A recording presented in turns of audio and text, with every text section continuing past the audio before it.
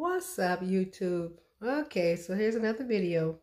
And so this video basically, I was sitting here watching the Green Book, and it was my mother actually was one who actually brought. I saw I've seen it before. Well, I've seen the title of it, and I never got a chance to actually watch the movie itself. So I'm very happy that I did get a chance to see. Well, sorry. I hadn't seen the whole thing yet, so I'm going to start watching it again on my Fire Stick. But I watched the documentary about the Green Book. And so the documentary was very intriguing. It told about the civil rights movement and all the Black businesses that were supporting and actually providing housing for Black people while they were traveling. And then it tells about the situation where Black people, it showed Black people being hung from trees and being maliciously mutilated by white mobs. And it was, I try not to, I know it's, people say you shouldn't, get angry. I get angry. I don't know. I don't know about everyone else. I still get, it hurts me still inside. I know maybe I shouldn't be acting that way because times have changed a little bit. Times ain't changed a lot of bit to me. But I guess those things still kind of burn me inside. So I guess I am not completely in a place where others are. And I'm only, that stuff happened long before because I was a little girl when it was going through it. I was born in 1969, which is, when dang on freaking civil rights movement was, really, they was really doing things like Martin Luther King had, had he been shot already? I think he had been shot already. And so it was like, I was just like, well, was he shot yet? Or he's going to be shot that year. I gotta do my research on the year. Oh man, I gotta look it up. My thoughts are gone right now. I'm sorry. But I know that my grandmother, my grandmother, my dad's mom, she used to take me to Woolworths when I was a little girl. And for a while, we never used to sit down and eat in there. I remember always thinking I was so hungry. And so then once the segregation and dang on segregation and all that stuff went through, and civil rights movement had made a difference in things, and they couldn't stop us from going to restaurants, my grandmother would purposely go into Woolworths. She would take me by the hand. We would go in there on the weekends, on Saturday, because she'd go to the, I'm from Michigan, so originally. So she would have stores that typically we weren't able to go in. My mom would go just walking around the store. She wasn't buying nothing. She would just go in just because. She wouldn't buy a thing. And them people would be looking at my mom. She had like it was 5 of us all together, but it was the 4 of us that was with her. And so the 4 of us would be trailing behind her. And she would never buy nothing out that store. She would just go in there, I guess just to say she could go in there, the fair. And in the little plaza, and Woolworths was like right across the way from it. And my grandmother would do the exact same thing, my dad's mom. She would take me in that store, and she would go in there and sit down and eat. Oh, them white people would sit there and stare at my granny. They would have me feel scared. I used to be like scared. I used to remember I was like 5 or 6 years old. I wasn't that old. I was little. And I remember this because my grandmother would go in there and order, and these people would not even speak to my grandmother. I remember this. They wouldn't speak to her or nothing. And I was always afraid, like, should we be leaving? And my grandmother would sit there and drink her coffee. Slow. My granny did not care. She was hoping they'd say something to her. She was waiting for them to say something to her. And she would go in there when nobody else in there, Black, be sitting there. But my grandmother, her butt sat down. And so I looked at the Green Book. I'm going to watch the regular movie that they had shortly. I'm going to finish watching it rather.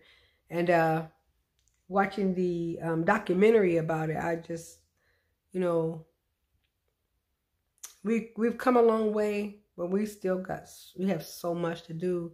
And the thing that hurts me the most about the Green Book documentary is that it highlighted all the Black businesses that were there when Black people had nowhere else to go. And this is actually not just typical of that time. That's typical of this time.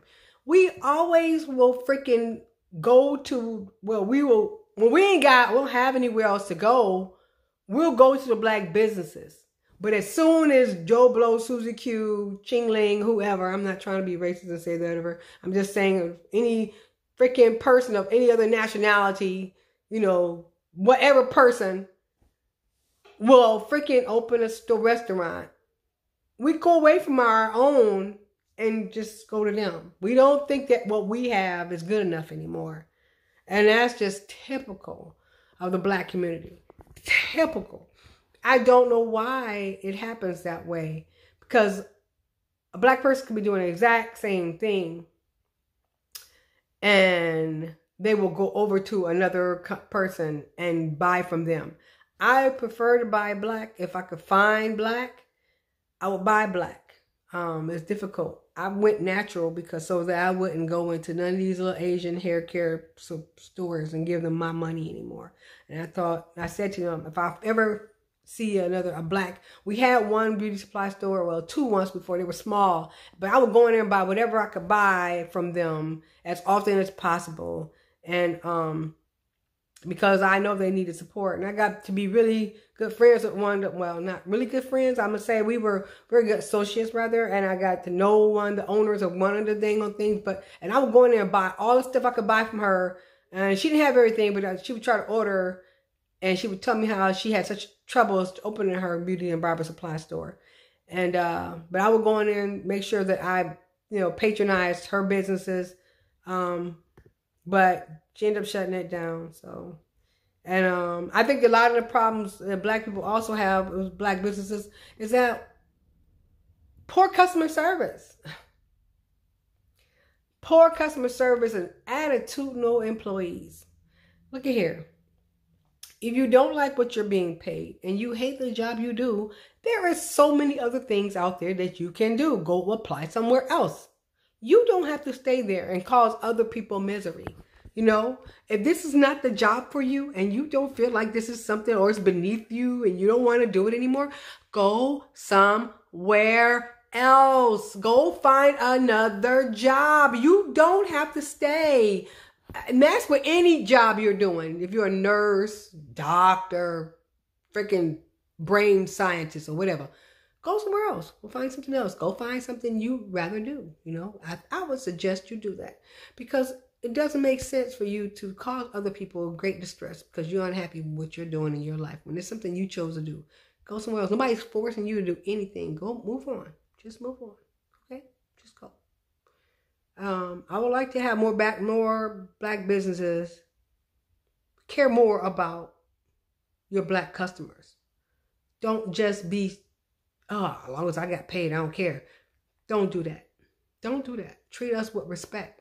And I'm saying not just with you treating us with respect, but we need to respect you as a business person. Because don't always you want people to give you something free. Look here, he has bills to pay. And in order for him to stay open, he has to be able to pay the bills so that he can keep providing you or whatever he's providing you. So pay the man like you would pay anybody else. Because you wouldn't ask none of the dang old Asians. You sure wouldn't ask a white man. You won't ask no Italians. You won't ask some Arabs. You won't ask or whatever nationality. I'm sorry, I don't know what they are. We just call them Arab. All of them Arabs. I don't know. Don't ask me. I'm not sure what the nationality is. You wouldn't ask Africans. Even Africans. And you wouldn't ask them for no handout. You wouldn't ask me, oh man, can you hook me up? You wouldn't ask them nothing. You wouldn't ask them for a hookup, a discount, a nothing. Because you already know you ain't getting it. So don't ask Tyrone, okay? Let Tyrone make his money just like you wouldn't ask them. Don't ask Tyrone. I don't care. I don't care if you grew up next door to Tyrone and he slept in the bed with you. It don't matter. He had things to do. That's his dang on freaking business. Let that man make his money. So, that's basically some of the things I was thinking about, like as far as the Green Book brought back some thoughts to me about some of the historical Black businesses that are no longer available, are no longer there, are no longer functioning because we thought that they no longer own now, that we can go and patronize other companies. We too good now for them, and we've left them behind. And that's why a lot of my my hair products are companies that I use that are by African American people. I don't use them other ones. I try to use as many as I can. If I find that there's somebody that's African American, I'll at least try it and see if it works in my hair and try to see if my hair likes it or not. And because even if it's a product by African American people, I still, my hair's like my hair is like everybody else's hair. It has its own little whatever. So anyway, but I still would try. And so there's products, like I said, I use a lot of products that are African American made, and owned companies. And I think that's the best thing to do, buy Black.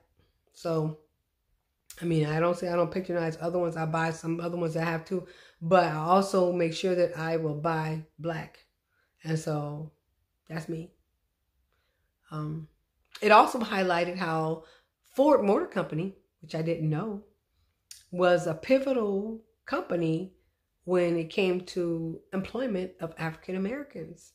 They were one of the first companies that sought African American employees. They actually they hired people to recruiters to recruit Black people from the South to come work at Ford Motor Company, because Black people were pushing that company forward.